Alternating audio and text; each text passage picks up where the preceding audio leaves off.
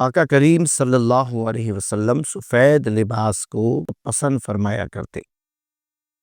نبی کریم علیہ الصلاۃ والسلام ارشاد فرماتے کہ تمہارے زندوں کے لیے سفید لباس بہتر ہے اور مردوں کو بھی سفید کپڑوں میں کفن دو۔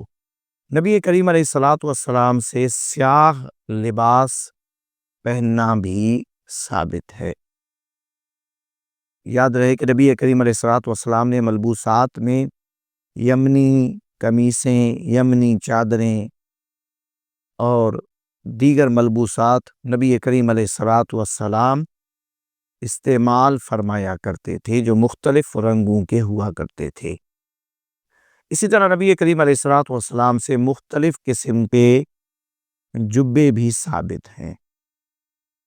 آقا کریم صلی اللہ تعالی علیہ وسلم کی قمیص مبارک کا گریبان سینے کی جانب ہوا کرتا۔ آپ علیہ الصلاۃ والسلام اسے کھولتے تو سینہ مبارک نظر آیا کرتا۔ آقا کریم علیہ الصلاۃ والسلام کی قمیص مبارک کی آستین زیادہ لمبی نہ ہوتی تھی بلکہ پونچوں سے لے کر کچھ نیچے تک مگر انگلیوں سے اوپر ہوتی تھی۔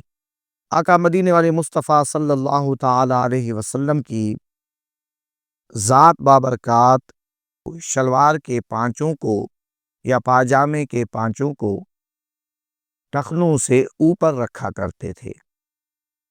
نبی کریم صلی اللہ تعالی علیہ وسلم کی ذات بابرکات مختلف قسم کی چادروں کو استعمال فرمایا۔